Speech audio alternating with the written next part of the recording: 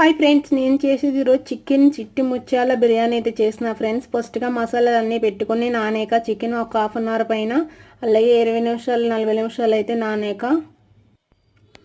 Hi friends, ఈరోజు అయితే నేను చికెన్ చిట్టి ముత్యాల బిర్యానీ అయితే చేసిన. అలాగే తప్పకుండా అందరికీ నచ్చుతుంది. ఫస్ట్గా మసాలాలు అన్నీ కలిపి పెట్టుకున్న చికెన్ హాఫ్ అన్ అవర్ అయితే నానేవండి. అలాగే నానేక ఫస్ట్ మసాలా అయితే తీయలేదు.